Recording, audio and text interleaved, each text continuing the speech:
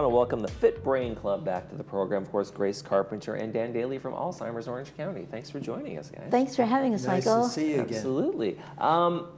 You guys are going to be talking on Monday, on the 8th. We have how your sensory perceptions of things kind of fade with aging. Change, or kind of thing. Oh, I know it's eyes and ears, that's for sure, but the other things kind of, I'm going to lose other things now too? Well, reaction to hot, heat, and cold. Oh my. Really? Okay. It's a big one. Okay. And what are some of the things you're going to be talking about at the event in terms of like how we preserve that or how we recognize that, or what are the concerns as we get older and start to lose some of our senses? How we adapt. Mm-hmm. Lauren's going to speak to us about the whole adaptation process because we don't want to lose anything. And of course we'll have the people from Adapt to It with devices. Oh, okay, I mean, it's not just hearing aids and eyeglasses. Right. We have to listen to what the brain is telling us, right, Dan? Exactly. Actually, Lauren is going to talk about some strategies to conform to the progress of faulty hearing. And I would say from the get-go, it's very important for seniors to get the annual checkup with their doctor. And it's very important because I'll give you an example. With dementia, hearing is a correlation between dementia. And when somebody has faulty hearing, they can't understand the communication process, and the brain is affected by it. Okay. And one of the first signs is on the telephone. When you're having a telephone conversation and they keep saying, I can't hear you, I can't hear you.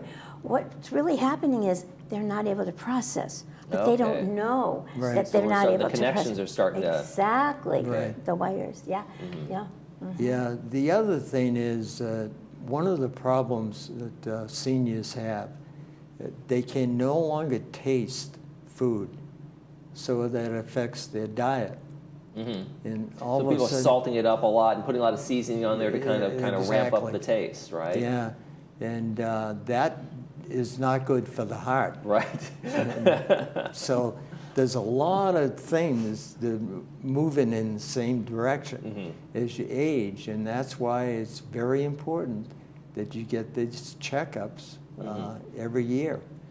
Are there steps? First of all, let me talk. We were talking about Lauren, but I want Lauren Weiss. She's with Continuing Education Coordinator for Alzheimer's Association. On July 8th, on Monday, guys. Aging and the Senses is going to be the talk. It's going to be over at the Pacific. I'm sorry, not Pacific. The Performing Arts Center, Pacific Amphitheater. I was thinking of Performing Arts Center, Clubhouse 3, Dining Room 2, and it's going to be going on there. So, I want to make sure people get out to that and get in there and hear that. So, but.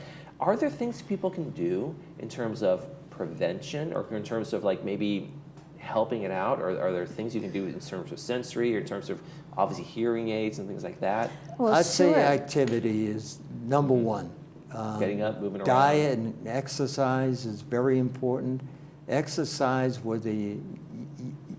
we don't recommend running a marathon. However, not today. 3 days a week minimal, walking, gardening, golfing, whatever increases the blood flow to the brain, very important. Diet, probably the best diet is the Mediterranean diet. That's the best diet going. And those two things are the best 1-2 punch you can have. And it's important, right? I mean, when we slow down, when we become stagnant, things denigrate, right? Just like putting a bench in the backyard and forgetting it, just rust and that kind of thing. It has to be used. Things have to keep active, right? And having a leader. We have a community leader. Shout out to Louise Dossel, who started years ago, 2007, our neighborhood walking group.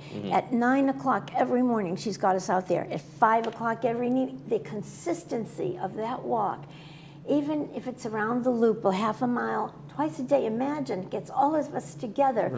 We're speaking, we're listening, we're hearing, have you gotten your checks? We always get on people because the advances with, for example, one of them getting cochlear implants now, the advances are phenomenal, but we have to get people to get there. And the taxi is helping us, the Laguna Woods taxi. We can go anywhere for $5 to any doctor's appointment. That's it's great. fabulous. And that helps people who think, oh, I don't want to bother my daughter or son. Right. I don't want Right. to. You know, we have to get them to these appointments and One to of Fit Brain Club meetings. I'm sorry, interrupted you. One of the things that she's going to talk about is vision. People have a tendency to not want to make a change when it comes to vision for some reason. And that's why it affects their driving.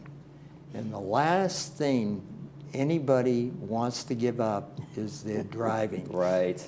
They'll drive to the post office, part of the routine, to go to 3 blocks to lunch somewhere, and it's very hard for them to give up the keys to the car.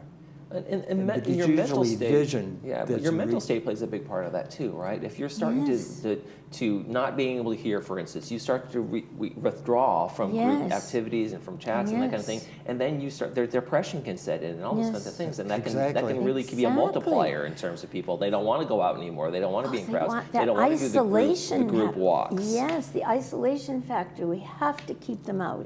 It's a domino theory.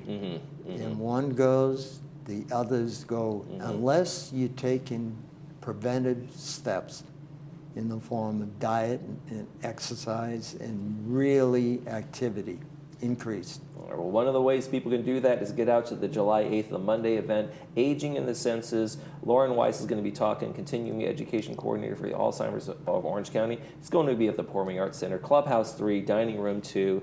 Thank you both for being here today. Thank you, Michael. Thank Good you to see you very again, much. Michael. Good to see you.